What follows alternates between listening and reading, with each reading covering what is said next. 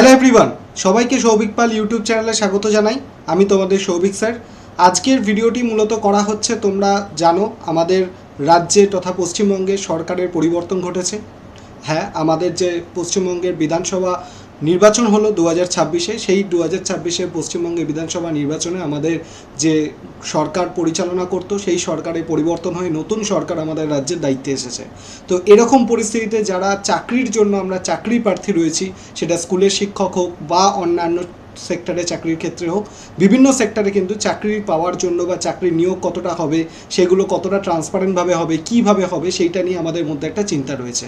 বিশেষ করে শিক্ষার ক্ষেত্রে যে নিয়োগ বা শিক্ষক নিয়োগ, সেই শিক্ষক নিয়োগের কবে কী আসতে পারে বা কীভাবে কী ট্রান্সপারেন্সি মেনটেন হবে, বা আগে যে ঘটনাগুলো ঘটেছে সেগুলোর মধ্যে পরিবর্তন ঘটবে কিনা, এই সমস্ত বিষয় নিয়ে কিন্তু প্রচুর ছাত্রছাত্রীদের মধ্যে বা প্রচুর অ্যাসপিরেন্টসদের মধ্যে কিন্তু একটা চিন্তা রয়েছে। তো আজকের এই ভিডিওটা তোমাদের এই কারণের জন্যই করা হচ্ছে যে বর্তমানে যে রাজনৈতিক প্রেক্ষাপটের উপর ভিত্তি করে আমরা বলতে পারি যে নতুন সরকার এসছে বা নতুন সরকার গঠন হয়েছে। এই সরকার গঠনের পর পশ্চিমবঙ্গে যে শিক্ষার ক্ষেত্রে বলো বা পশ্চিমবঙ্গের স্বাস্থ্যের ক্ষেত্রে বলো বা পশ্চিমবঙ্গে আমাদের কর্মক্ষেত্রের বলো, সেই সমস্ত ক্ষেত্রে কী রকম পরিবর্তন ঘটতে পারে বা কী কী সুযোগ আমাদের জন্য অপেক্ষা করে রয়েছে বা কী কী সুযোগ আমাদের আসতে পারে, এবং সেই সুযোগগুলোকে আমরা কিভাবে কাজে লাগাতে পারি বা কিভাবে আমরা সেই সুযোগগুলোকে কাজে যদি লাগাতে পারি সঠিক সময়, তাহলে আমরা একটা ভালো জায়গায় পৌঁছে যেতে পারবো। আজকের এই ভিডিওতে মূলত পুরোটা তোমাদেরকে ডেটা ভিত্তিক এবং সুন্দর করে বিভিন্ন তথ্যের মাধ্যমে আমি বিষয়গুলোকে বোঝানোর চেষ্টা করব, যাতে করে কি হয় তোমরা বিষয়গুলো দেখে নিজেরা একটা আন্দাজ করতে পারো যে ভবিষ্যতে তোমরা কী কী সুযোগ পেতে পারো এবং তার জন্য যাতে তোমরা নিজেরা প্রস্তুত থাকতে পারো। সবার আগে তোমাদেরকে বলে দিই, আমাদের রাজ্যে বিজেপি পরিচালিত সরকার গঠন শুরু হবে, মানে গঠন হবে, কারণ এত দিন পর্যন্ত আমাদের গত 15 বছরে তৃণমূল সরকারের যে সরকার ছিল সেই সরকারের পতন ঘটে। এবার আমাদের বিজেপি সরকার এসছে, নতুন আমাদের নির্বাচনে সিলেক্ট হয়েছেন, এবং এই বিজেপি সরকার প্রথম স্বাধীন ভারতে আমাদের পশ্চিমবঙ্গে প্রথম বিজেপি সরকার বিজেপি পার্টি তাদের সরকার গঠন করতে চলেছে আমাদের পশ্চিমবঙ্গে। এবং এই বিজেপি সরকার আমাদের নির্বাচনে জেতার আগে তাদের একটা সংকল্প পত্র 2026-এ প্রকাশ করেছিল, যেটা সোনার বাংলা গড়ার যে 15 দফা রূপরেখা ও রাজনৈতিক প্রতিশ্রুতি তারা এটা প্রোভাইড করেছিল আমাদেরকে। এবং সেই রূপরেখাটা কি রয়েছে সেই জিনিসটা আমাদেরকে খুব ভালো করে জানতে হবে, সেই রূপরেখাটা আমাদেরকে বুঝতে হবে, এবং সেই রূপরেখার ওপর বিশেষ করে আমরা তখন আলোচনা করতে পারবো যে কোন কোন সুযোগগুলো রয়েছে বা কোন কোন সুযোগগুলো আমাদের জন্য অপেক্ষা করছে। এবং সবথেকে গুরুত্বপূর্ণ ব্যাপার, আমরা দেখব যে পুরাতন সময় মানে 2011 সালের পর যখন সরকার পরিবর্তন হয়েছিল তখন পশ্চিমবঙ্গে কী ধরনের চাকরি বা কর্মসংস্থানের সুযোগ ছিল, তাহলে এখন নতুন সরকার আসার পর কী কী সংস্থানের সুযোগ হতে পারে, এবং এই যে সরকার বিজেপি পরিচালিত সরকার অন্যান্য যে সমস্ত রাজ্যে রয়েছে সেই সমস্ত রাজ্যগুলোতে কী পরিস্থিতি রয়েছে, যাতে করে আমরা আমাদের রাজ্যে একটা আইডিয়া পেতে পারি বা একটা অনুমান করতে পারি যে আমাদের রাজ্য সেই ধরনের সুযোগ সুবিধাগুলো আমরা পেতে পারবো। প্রথমত আমরা চলে আসি যে বিজেপি নির্বাচনের ইস্তাহার যখন দিয়েছিল, 4টি মূল স্তম্ভ দিয়েছিল: অর্থনীতি ও কর্মসংস্থান, নারী ও সমাজ কল্যাণ, প্রশাসন ও নিরাপত্তা, অবকাঠামো ও শিল্প। অর্থনীতি ও কর্মসংস্থানের জন্য বলা হয়েছিল 5 বছরে 1 কোটি কর্মসংস্থান হবে। বেকার যারা স্নাতক যুবকদের রয়েছে সেটা তার জন্য প্রতি মাসে 3000 টাকা করে ভাতা দেওয়া হবে, এবং ক্ষুদ্র মাঝারি শিল্প যারা রয়েছে চটকলে পুনরুজ্জীবন করা হবে। এরকম আরও অনেক রয়েছে ইস্তাহার তারা দিয়েছে, সবটা তো এখানে ছোট ভিডিওতে বলা সম্ভব নয়। আমি মেন পয়েন্টগুলো যেগুলো রয়েছে সেগুলো তোমাদের সামনে আমি তুলে ধরছি। নারী ও সমাজ কল্যাণের জন্য মহিলাদের প্রতি মাসে 1 থেকে 5 তারিখের মধ্যে 3000 টাকা সরাসরি ব্যাংকে ট্রান্সফার করা হবে। সরকারি বাসে মহিলাদের বিনামূল্যে যাতায়াতের জন্য ব্যবস্থা করা হবে। সরকারি চাকরিতে মহিলাদের জন্য 33% সংরক্ষণের ব্যবস্থা করা হবে। প্রশাসন ও নিরাপত্তা কি বলছে, 6 মাসের মধ্যে অভিন্ন দেওয়ানি বিধি বা ইউজিসি কার্যকর করা হবে, ইউসিসি কার্যকর করা হবে। অবৈধ অনুপ্রবেশকারীদের বিরুদ্ধে চিহ্নিতকরণ করে তাদেরকে বহিষ্কার করার ব্যবস্থা করা হবে। এছাড়া শিল্পের ক্ষেত্রে সুন্দরবন থেকে দার্জিলিং পর্যন্ত নতুন হাইওয়ে এবং গভীর সমুদ্র বন্দর নিয়োগ করা হবে, এবং সিঙ্গুর সমস্যার সমাধান এবং নতুন শিল্প পার্ক স্থাপন করা হবে। এছাড়া কর্মসংস্থানের ক্ষেত্রে আরও বিভিন্ন রকম নিয়ম জারি করা হয়েছিল, মানে ইস্তাহার দেওয়া হয়েছিল। যেমন বলা হয়েছিল যে এই তৃণমূল সরকারের আমলে যারা চাকরির ক্ষেত্রে মানে সমস্যায় পড়েছিল তাদের যাতে সমস্যা না হয় তার জন্য বয়সের ক্ষেত্রে 5 বছরের জন্য তাদেরকে ছাড় দেওয়া হবে, এবং যারা সরকারি চাকরি প্রিপারেশন করবে তাদেরকেও একটা মাসিক স্কলারশিপের দেওয়ার ব্যবস্থা করা হবে। এরকম আরও অনেক ধরনের ইস্তাহারের ব্যাপার কিন্তু বলা হয়েছে, যেগুলো তোমাদের মেন পয়েন্টগুলো আমি তুলে ধরলাম। এছাড়া যদি আমরা দেখি দুর্নীতি দমনের জন্য কী ব্যবস্থা করা হয়েছে, সীমান্ত সুরক্ষা এবং সরকারি কর্মচারীদের চাকরিদের জন্য কী কী ইস্তাহার দেওয়া হয়েছে। যদি দুর্নীতি দমনের জন্য দেখি, গত 15 বছরের সমস্ত দুর্নীতির শ্বেতপত্র প্রকাশ করা হবে, দোষীদেরকে তদন্ত করে তাদেরকে কারাবাসের হুঁশিয়ারি দেওয়া হবে এবং কাটমানি ও সিন্ডিকেট রাজ সম্পূর্ণ নির্মূল করার প্রতিশ্রুতি দেওয়া হয়েছে। সীমান্ত সুরক্ষা কী বলছে, অবৈধ অনুপ্রবেশ ও গবাদি পশু পাচার রোধে জিরো টলারেন্স নীতি ব্যবস্থা গ্রহণ করা হবে। সরকারি কর্মীদের মাত্র 45 দিনের মধ্যে 7ম বেতন কাঠামো বা 7 পে কমিশন কার্যকর করা হবে। সরকারি কর্মচারীরা ও পেনশনারদের জন্য বকেয়া ডিএ এইগুলো ঠিকঠাকভাবে দেওয়ার তার প্রতিশ্রুতি পালন করার কথা বলা হচ্ছে। তো এই ছিল মোটামুটি বিজেপি সরকারে আসার আগে ইস্তাহার দিয়ে এইগুলো তারা বলেছিল যে এই কাজগুলো তারা করবে। এবার প্রশ্নটা হচ্ছে, এই কাজগুলো যে তারা করবে বলছে, এই কাজগুলো তারা কতটা করতে পারে বলে আমরা অনুমান করতে পারি। আমরা যদি দেখি, যখন সরকারের পরিবর্তন হয়, যখন এর বিগত সময় 2011 সালে সরকারের পরিবর্তন হয়েছিল, তখন আমরা দেখেছিলাম যে কোনো সরকার যখন নতুন তার দায়িত্বে আসে বা নতুন তারা শাসনে আসে, তখন তারা কিন্তু ভীষণভাবে সমাজের কাজ করতে থাকে, বিভিন্ন ধরনের সুযোগ সুবিধা নিয়ে আসতে থাকে। যদি তোমরা দেখো 2011 সালে সরকার গঠন করার পর মোটামুটি 2016, 17, 18, 19 এই যে সময় অবধি কিন্তু ভীষণভাবে পরীক্ষা, চাকরির পরীক্ষা হতো। সেই সময় 2016 সালে তোমরা দেখেছো স্কুল সার্ভিস কমিশনও হয়েছে, কিন্তু সেই পরীক্ষায় অনেক দুর্নীতিও রয়েছে, সেটা আমরা পরে আলোচ্য বিষয়। কিন্তু আমরা যদি দেখি যে 2016 সালে স্কুল সার্ভিস কমিশন হয়েছে এবং সেই সময় পিএসসির একের পর এক মিসলেনিয়াস থেকে শুরু করে ক্লার্কশিপ থেকে শুরু করে ফুড এসআই থেকে শুরু করে বিভিন্ন ধরনের পরীক্ষা কিন্তু প্রায় পরপর হয়ে গেছে, ঠিক আছে, ওই সময়টা যখন নতুন সরকার গঠন হয়েছে। তো আমরা এটুকুন আশা রাখতে পারি, যখনই কোনো নতুন সরকার গঠন হয় বা নতুন সরকার যখন আসে, সেই সরকার কিন্তু প্রথম 4-5টা বছর কিন্তু ভালো রকমভাবে কাজ করার চেষ্টা করে, ভালো কাজ করতে পারে বা ভালো কাজ করে, যেটা আমরা পুরাতন হিস্ট্রি থেকে আমরা, এটা আমার মনের কথা নয়, পুরনো সময় থেকে আমরা যদি অ্যানালিসিস করি সেই জিনিসটা আমরা দেখতে পাবো। কারণ প্রথম যখন কেউ আসে তখন তার কাজ করার ইচ্ছাটাও থাকে এবং কাজ করার সুযোগগুলোও সে পায়, কিন্তু আস্তে আস্তে যত সময় বাড়তে থাকে, আমি জানি না কোনো কারণে সেই কাজের পরিমাণের অনেকটা কমে যায়, যেটা আমরা বিগত সময় আমরা দেখেছি। তাই তোমাদেরকে আমার একটাই রিকোয়েস্ট থাকবে যে এই যে আগামী ধরে নাও 1 বছরের মধ্যে বা 2 বছরের মধ্যে যে সুযোগগুলো তুমি পাবে, সেই সুযোগ কিন্তু তোমার জীবনে একটা আলটিমেট সুযোগ হতে চলেছে। এরপর তুমি যে সেক্টরেই জব খোঁজার চেষ্টা করছো না কেন, সেটা স্কুলের জন্য হোক বা তুমি নর্মাল গভর্নমেন্ট সার্ভিস হোক, ক্লার্কশিপ হোক, ফুড এসআই হোক, যে কোনো সেক্টরে হোক, তুমি কিন্তু এই সুযোগ আর পরবর্তীকালে পাবে না।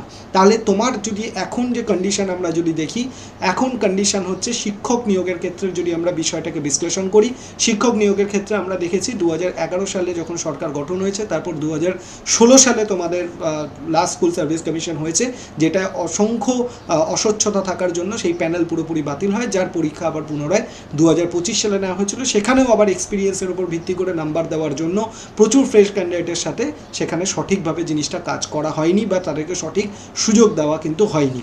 তো এক্ষেত্রে আমার একটা কথাই বলা রয়েছে, তুমি ধরে নিতে পারো 100% শিওর নতুন সরকার গঠনের পর মোটামুটি 5 বছরের মধ্যে তুমি বেশ কিছু একটা দুটো ব্যাক টু ব্যাক তুমি কিন্তু স্কুল সার্ভিস কমিশনের পরীক্ষা বা যে পরীক্ষাগুলো স্কুলের নিয়োগের ক্ষেত্রে হয় বা টেট ধরতে পারো, এই পরীক্ষাগুলো কিন্তু ব্যাক টু ব্যাক হবে। এইটুকুন আশা তোমরা নিয়ে রাখতে পারো, এইটুকুন একদম 100% শিওর আমি তোমাদেরকে বলতে পারি। এবং অন্যান্য শিক্ষা মানে চাকরির ক্ষেত্রে যে সুযোগগুলো, সেগুলো কিন্তু তোমরা পাবে। কারণ এই যে সময়টা, এই 5টা বছর সময় তুমি যদি কিছু অ্যাচিভ না করতে পারো, এরপরে কিন্তু যত সময় বাড়তে থাকবে তোমার পরিস্থিতি তত কিন্তু আস্তে আস্তে কী হতে থাকবে, কঠিন হতে থাকবে, ঠিক আছে। তাই আমি তোমাকে বলবো, প্রথম 1-2 বছরের মধ্যে যে সুযোগগুলো পাবে, সেই সুযোগগুলো কিন্তু নিজেরা কাজে লাগানোর চেষ্টা করো, ঠিক আছে।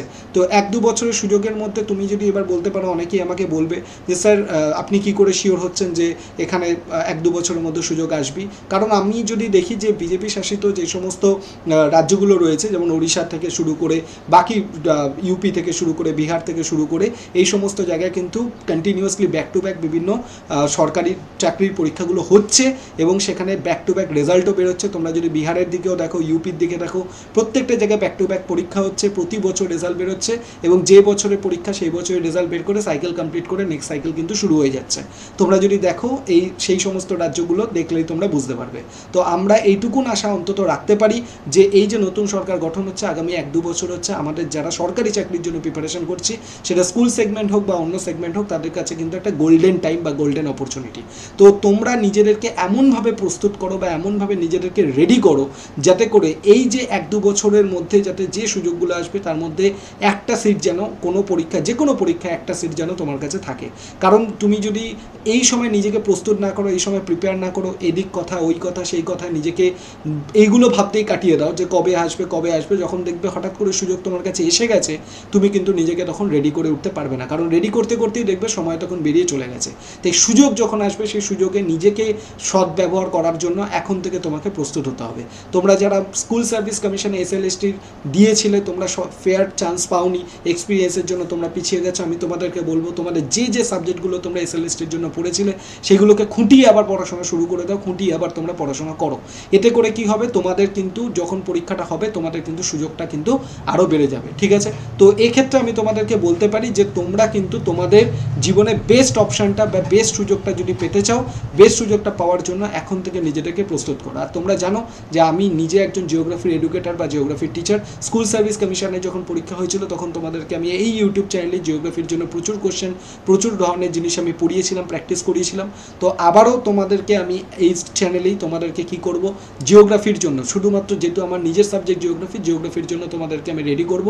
শুধুমাত্র স্কুল সার্ভিস কমিশনের জন্যই জিওগ্রাফি নয়, তোমরা যদি মনে করো আরও বিভিন্ন সাবজেক্টের জন্য তোমাদের আমার জিওগ্রাফি সাবজেক্টের নলেজটা তোমাকে হেল্প করতে পারে, তোমাদের প্রয়োজন লাগবে, তোমরা অবশ্যই ভিডিওর কমেন্ট সেকশনে জানাবে। আমি সেই মতো তোমাদেরকে অবশ্যই ভিডিওতে সেই মতো করে তোমাদেরকে ক্লাস নিয়ে লাইভ সেশনের মাধ্যমে আমি তোমাদেরকে হেল্প করব। তার পাশাপাশি তোমাদেরকে আমি বলতে চাই যে তোমরা আমাদের যে ইউটিউব চ্যানেলটা রয়েছে সৌভিক পাল ইউটিউব চ্যানেল, এটাকে সাবস্ক্রাইব করে রাখো। এবং এইখানে যদি তুমি ক্লিক করো তুমি দেখবে আমাদের দুটো তুমি জিনিস পাবে, একটা হোয়াটসঅ্যাপ চ্যানেল, একটা টেলিগ্রাম চ্যানেল। এই টেলিগ্রাম চ্যানেল আর হোয়াটসঅ্যাপ চ্যানেল এই দুটো জায়গায় তোমরা অবশ্যই জয়েন করে যাও। কারণ এই জায়গায় জয়েন করে থাকলে তোমরা যে কোনো সময় ক্লাসের আপডেট থেকে শুরু করে আমার সাথে তোমরা কানেক্টেড থাকতে পারবে, কখন ক্লাস নিচ্ছি বা তোমাদের যদি কোনো কিছু রিকোয়েস্টও থাকে তোমরা কিন্তু আমাকে করতে পারবে। এবং তোমার যদি মনে হয় আমার সাথে কানেক্ট করার প্রয়োজন, তাহলে আমার ফোন নাম্বার দেখতে পাচ্ছ 8583890659। তোমরা আমার সাথে কানেক্ট করে তোমরা বলতে পারো যে তোমাদের কী ধরনের জিওগ্রাফির প্রয়োজন বা জিওগ্রাফি রিলেটেড কোন ধরনের হেল্প প্রয়োজন, আমি কিন্তু তোমাদেরকে হেল্প করব। আর SLST স্কুল সার্ভিস কমিশনের জন্য আমি তোমাদেরকে বলতে পারি এখন থেকে আমরা জার্নি শুরু করে দেবো। কারণ আমাদের কাছে আমি আশা করছি 1 বছরের মধ্যে, আগামী 1 বছরের মধ্যে তোমার কাছে স্কুল সার্ভিস কমিশন আর একটা অপশন আসতে চলেছে, তার জন্য এখন থেকে তোমরা রেডি হতে পারবে। তাই তোমাদেরকে বলবো যারা যারা স্কুল সার্ভিস কমিশনে জিওগ্রাফির জন্য প্রিপারেশন করতে চাও, ইউটিউবে ফ্রিতে তোমরা এই যে হোয়াটসঅ্যাপ নাম্বার দেখছো 8583890659, এই নাম্বারে জাস্ট তোমরা কি করবে, তোমরা SLST জিওগ্রাফি বলে মেসেজ করো, আমি তোমাদেরকে হোয়াটসঅ্যাপ গ্রুপে যেটা রয়েছে সেটাতেও অ্যাড করে দেবো। এবং তার সাথে সাথে এই হোয়াটসঅ্যাপ চ্যানেল আর টেলিগ্রাম চ্যানেলেও কিন্তু তোমরা কানেক্টেড থেকে যাও। ঠিক আছে, এতে করে কি হবে, তোমরা আমাদের সাথে কিন্তু ডিরেক্টলি কানেক্টেড থাকতে পারবে। আরও একটা কথা বলে রাখি, এই যে ইস্তেহারটা দিয়েছে বিজেপি সেটা হচ্ছে 5 বছরে 1 কোটি চাকরি দেবে এবং 7ম বেতন কাঠামো বা কমিশন এবং স্বচ্ছ নিয়োগ করা হবে। এই পুরো জিনিসটা বাস্তবায়িত কতটা হবে সেটা নির্ভর করছে এখন ভবিষ্যতের ওপর। তবে এইটুকুন আমরা বলতে পারি যে কর্মসংস্থান শুধুমাত্র সৃষ্টি করায় কিন্তু শূন্যপদ পূরণ করাই আমাদের রাজ্যের উন্নতির জন্য যথেষ্ট নয়।